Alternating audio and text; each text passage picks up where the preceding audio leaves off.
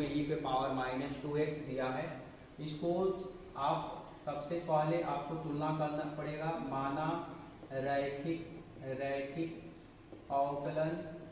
अवकलन समीकरण एक लिख लीजिए जिसका नाम है dy/dx प्लस में क्या हो जाएगा py में q, ठीक है, से तुलना करने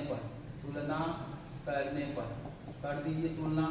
जब तुलना करोगे तो देखो y के आगे p है, y के आगे 3 है, तो p का मान 3 हो जाएगा और q का मान आ जाएगा e पे पावर माइनस 2x।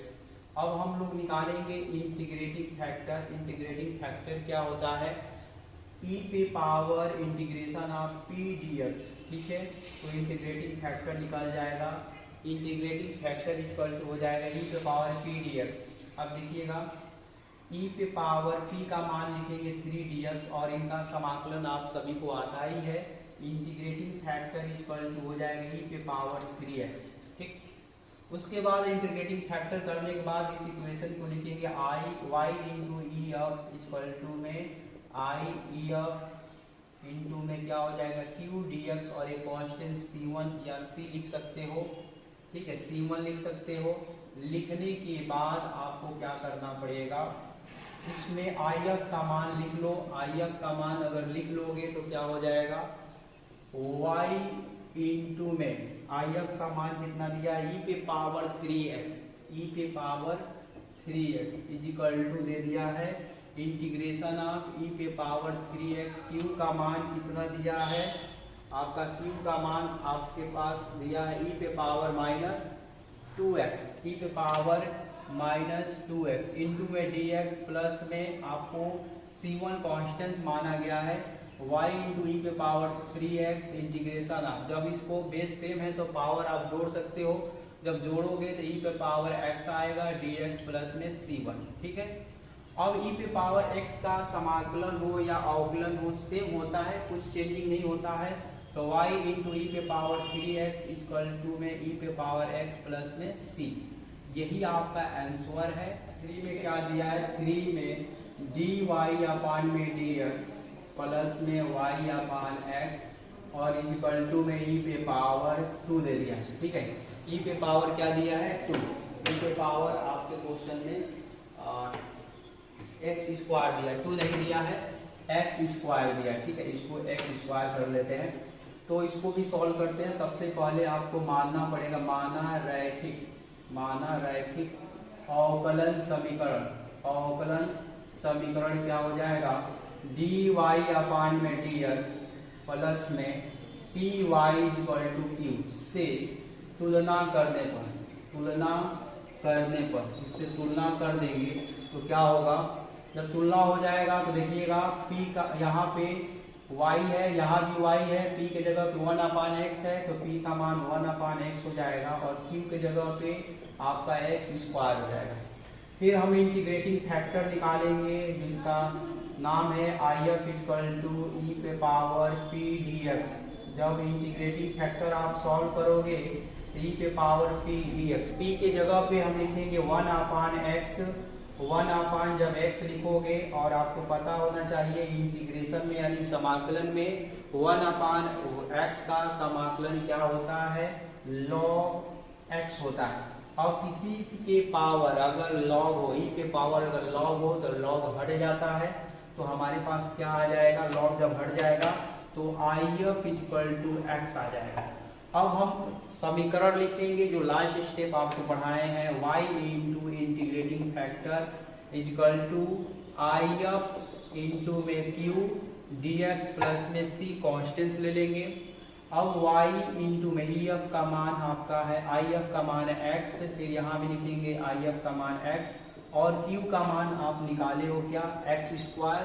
अब x स्क्वायर यहाँ लिख सकते हो इंटू में dx प्लस में c, yx equal to x power 3 into dx plus c। आप सभी जानते हो कि x पावर q का इंटीग्रेशन क्या होता है x के पावर 4 और वही पावर नीचे भी लिखा जाता है प्लस में c। अब x से डिवाइड कर सकते हो, x से डिवाइड करोगे तो क्या होगा x पावर 4 भी है, यहाँ भी 4x और यहाँ भी डिवाइड करोगे तो x हो जाएगा तो क्या हो जाएगा y इजिकल टू में एक कट जाएगा, यहाँ 3 आ जाएगा तो x से पावर 3 अपान में 4, और यहाँ से x ऊपर चला जाएगा तो 3 इंटू एक्स पावर -1। ठीक है, या तो आपका आंसर यही हो सकता है, यहाँ भी सही कर सकते हो, या तो आगे सॉल्व कर सकते हो यहाँ तक। और क्या है dy by D x plus में सेक एक्स इंटू में वाई इजक्वल टू में 10x, dy by D x plus में सेक एक्स इंटू में वाई इजक्वल टू में 10x। देखिएगा इसको कैसे सॉल्व कर रहे हैं। dy अपान में डी एक्स प्लस में सेक एक्स इंटू में वाई इजक्वल टू में 10x। ठीक है, तो सबसे पहले इसको हम एक रैखिक समीकरण मान लेते हैं। एक रैखिक समीकरण क्या है, माना रैखिक समीकरण, माना रैखिक अवकलन समीकरण। अवकलन समीकरण क्या होता है, dy अपान में dx प्लस में py इक्वल टू q से हम लोग तुलना कर देंगे, तुलना करने पर। ठीक है, तुलना करने पर dy upon dx plus py equal to q से तुलना कर देंगे। तुलना करेंगे तो क्या हो जाएगा, देखिए यहाँ पे y का आगे p, यहाँ पे y का आगे सेक है, तो p का मान हो जाएगा सेक x और q का मान यहाँ पे हो जाएगा 10x। ठीक है, 10x, p का मान कितना आ गया सेक x और q का मान 10x। अब इंटीग्रेटिंग फैक्टर निकालेंगे। इंटीग्रेटिंग फैक्टर क्या होता है, e पे power integration of p dx। ठीक है, इंटीग्रेटिंग फैक्टर निकालेंगे तो क्या होगा, e पे पावर p का मान क्या हो जाएगा सेक x इंटू डी एक्स और सेक x dx। ठीक है, तो सेक का अवकलन क्या होता है, ठीक है, सेक का अवकलन क्या होता है, तो हमारे पास सेक का अवकलन होता है log सेक x प्लस 10। ठीक है friend, integrating factor equal to पे पावर क्या आ गया सेक x dx। अब सेक का अवकलन क्या होता है, सेक का अवकलन निकाल देते हैं। Integrating factor equal to e पे power log sec x plus में 10x, ये सेक का अवकलन होता है। किसी भी e पे पावर, अगर e पे पावर log होता है तो log हट जाता है। ठीक है, तो क्या हो जाएगा integrating factor equal to sec x plus में 10x। ठीक, integrating factor equal to sec x plus में 10x। अब क्या आ जाएगा y इंटू में इंटीग्रेटिंग फैक्टर इक्वल टू में integration of integrating factor into में q dx प्लस में c। ठीक है, अब इंटीग्रेटिंग फैक्टर का मान रखते हैं y इंटू में सेक x प्लस में 10x इक्वल टू में इंटीग्रेटिंग फैक्टर का मान सेक x प्लस में 10x। ठीक, 10x और इंटू में q का मान क्या दिया है, q का मान 10x। ठीक है, तो q का मान यहाँ से लिख लेते हैं 10x, 10x हो जाएगा dx और प्लस में c। अब इस 10 का अंदर मल्टीप्लाई कर लेते हैं तो क्या होगा सेक x प्लस में 10x, सेक x प्लस में 10x, और इस जब मल्टीप्लाई करेंगे तो सेक इंटू 10x हो जाएगा, यहाँ पे 10 स्क्वायर x हो जाएगा, तो गुणा कर दीजिए और अलग अलग साथ में समाकलन भी लगा लो। सेक x इंटू में क्या हो जाएगा 10x और यहाँ पे क्या होगा dx प्लस में, यहाँ पे जब समाकलन लगाएंगे और 10 से गुणा कर देंगे तो integration of 10 square x dx plus में c हो जाएगा। ठीक है, अब देखिए तो क्या हो जाएगा y इंटू में सेक x प्लस में 10x हो जाएगा। अब sec x 10x into sec x 10x into dx का समाकलन होता है सेक x, तो यहाँ लिख लेंगे सेक x। और 10 स्क्वायर का समाकलन नहीं पता है तो उसको हम सेक स्क्वायर में कन्वर्ट कर देंगे, तो क्या हो जाएगा sec square x minus 1 into में dx प्लस में c। ठीक है, अब हम लोग क्या लिख लेंगे यहाँ पे y into sec y into sec x plus में 10x हो जाएगा। यहाँ पे क्या आ जाएगा सेक x, यहाँ पे क्या आ जाएगा सेक x प्लस में सेक स्क्वायर x का समाकलन होता है सेक x, सेक x हो जाएगा और 1 का समाकलन क्या होता है x, यहाँ पे x हो जाएगा प्लस में c। यही हमारे आंसर है इस क्वेश्चन का।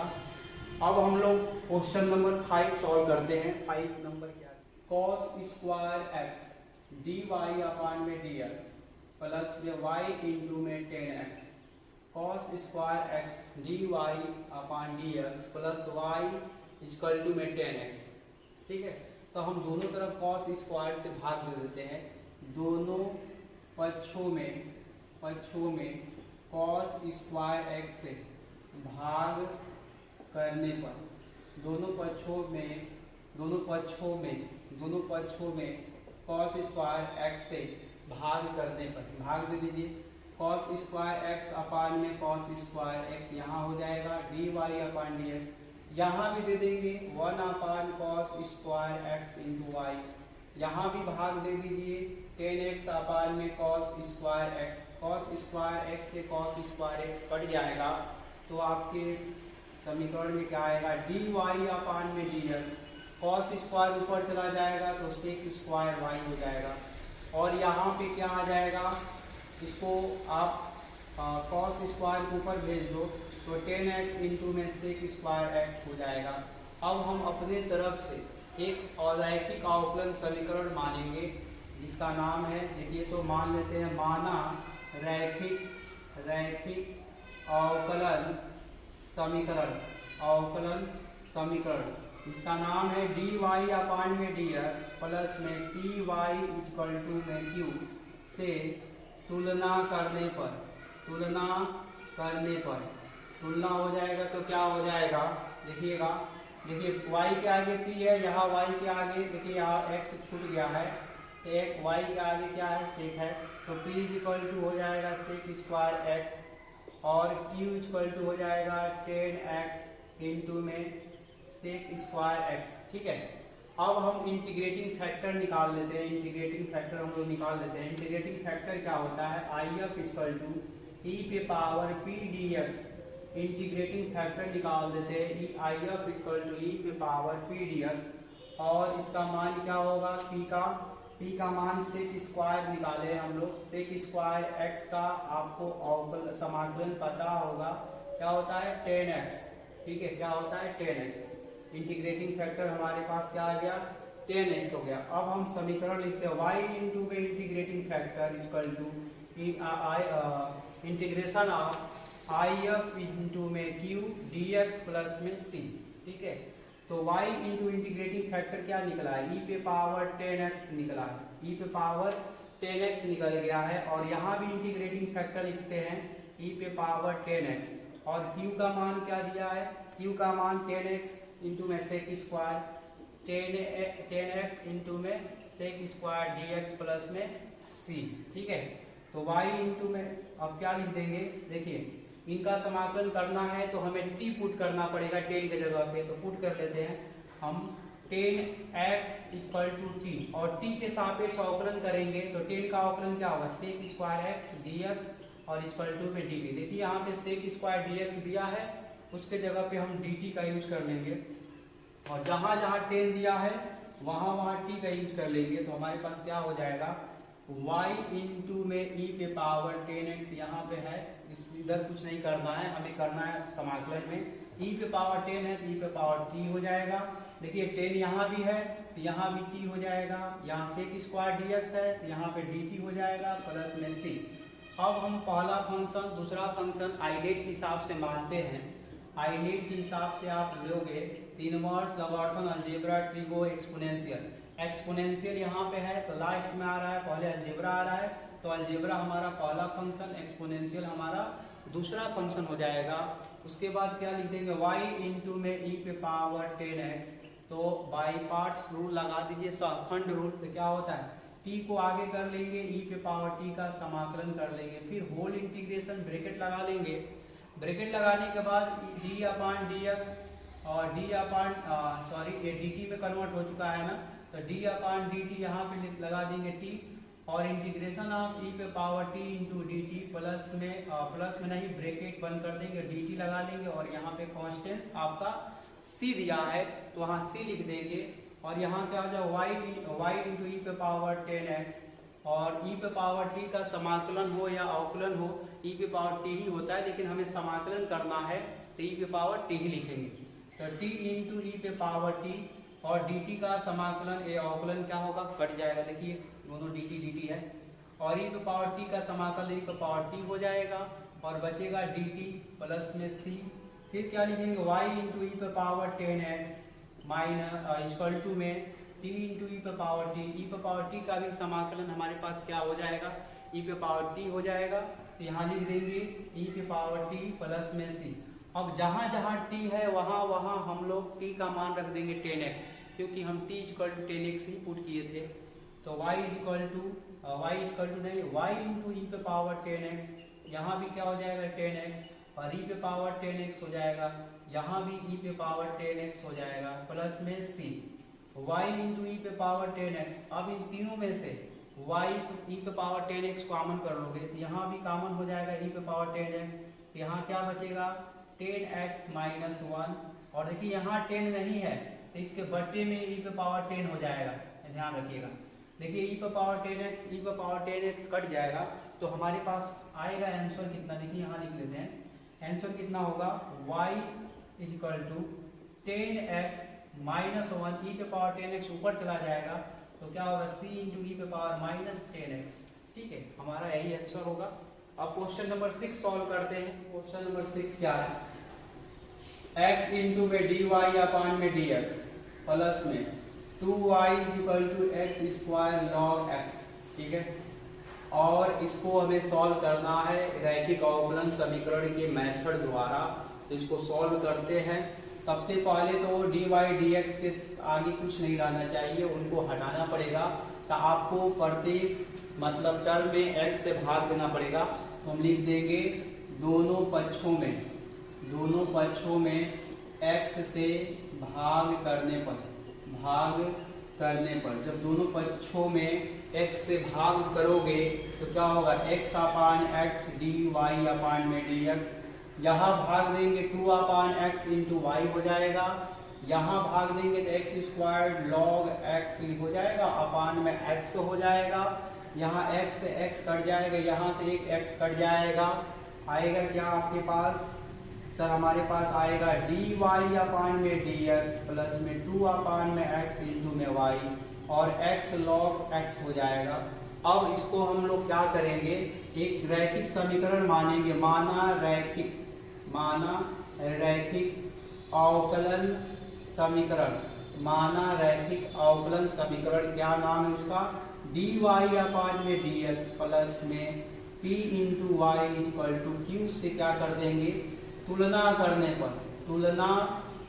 पर जब इसको तुलना कर देंगे तो हमारे पास देखिए y के आगे p है तो y के आगे यहाँ पे क्या है 2 अपान x, तो p का मान 2 अपान x आ जाएगा। फिर q का मान यहाँ पे क्या होगा, q equal to x into log x हो जाएगा। ठीक है, q इंटू लॉग x आ जाएगा। फिर हम क्या करेंगे, इसको इंटीग्रेटिंग फैक्टर निकालेंगे। इंटीग्रेटिंग फैक्टर निकलता कैसे है, IF शॉर्टकट में लिखते हैं e पे पावर p dx। ठीक है, integrating factor equal to e पे पावर p dx। p का मान कितना है 2 अपान x इंटू dx। आपको पता होना चाहिए कि 1 अपान x का समाकलन क्या होगा, लॉग x होता है। और 2 को आगे कर लेंगे, 2 को जब आगे कर लेंगे तो आ जाएगा 2 e पे पावर 2 इंटू लॉग x। ये 2 पे पावर, ये 2 जो है पावर पे आ जाएगा IF इक्वल टू e पे पावर लॉग x पावर 2। और e पे पावर जब लॉग होगा तो लॉग हट जाएगा तो आ जाएगा e into F equal to X square. ये हमारा इंटीग्रेटिंग फैक्टर आ गया। अब हम इक्वेशन जो दिया रहता है लास्ट में y इंटू आई एफ निकाला जाता है। Integration of I F into में q इंटू में dx प्लस में c। y into I F का मान एक्स स्क्वायर लिखेंगे, आई एफ का मान यहाँ एक्स स्क्वायर, q का मान आपके क्वेश्चन में दिया है x into log x, question में नहीं हम लोग तुलना करके निकाले हैं, x into log x, x into log x dx plus में c। ठीक है, x into log x dx। अब क्या करेंगे, इस x का x में गुणा कर देंगे, x क्यूब आ जाएगा, y into X square integration of x cube और ये लॉग x इंटू में dx प्लस में c। अब देखिएगा इनको हमें समाकलन करना है तो आइलेट के हिसाब से हमारे पास फंक्शन कौन आता है, आइलेट के हिसाब से हमारे पास इनवर्स लॉगरिथम अलजेब्रा। देखिए लॉग पहले आ रहा है, अलजेब्रा बाद में आ रहा है, तो लॉग हमारा पहला फंक्शन, अलजेब्रा हमारा दूसरा फंक्शन हो जाएगा।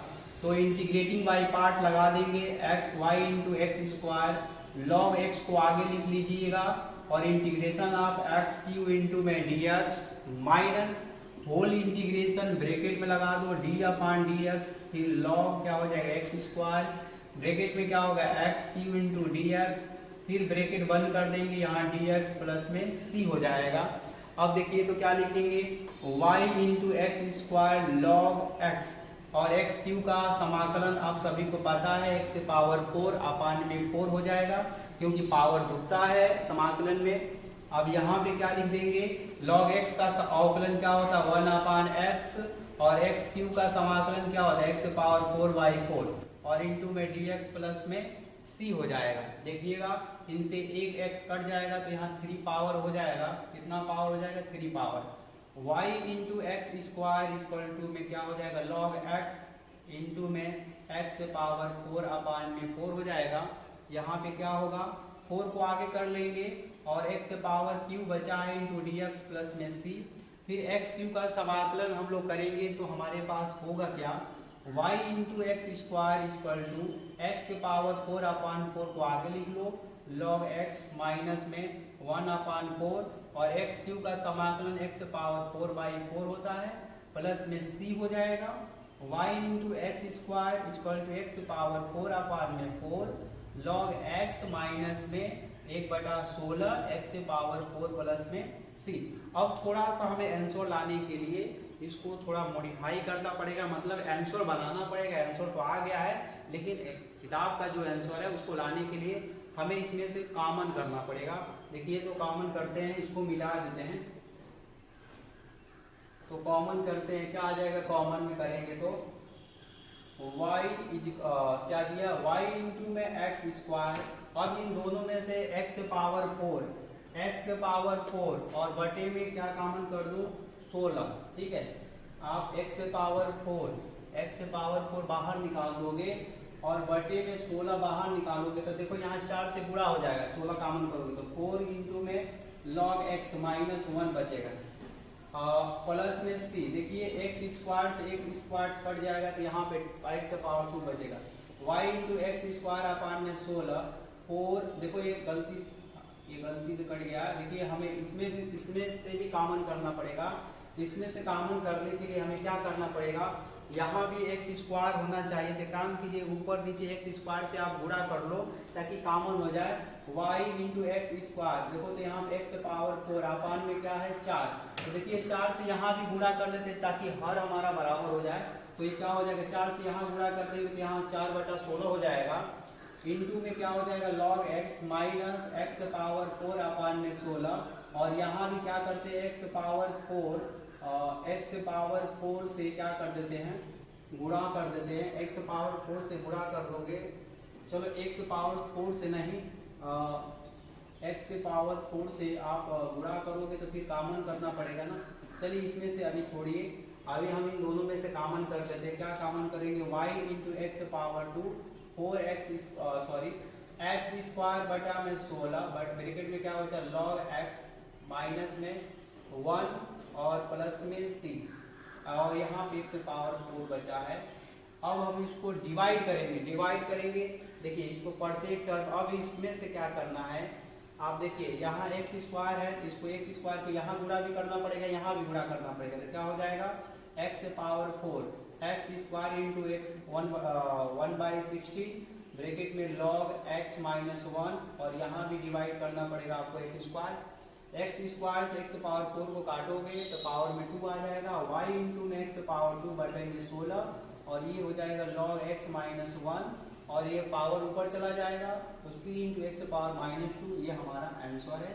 यही आपकी किताब का आंसर दिया है, ठीक है।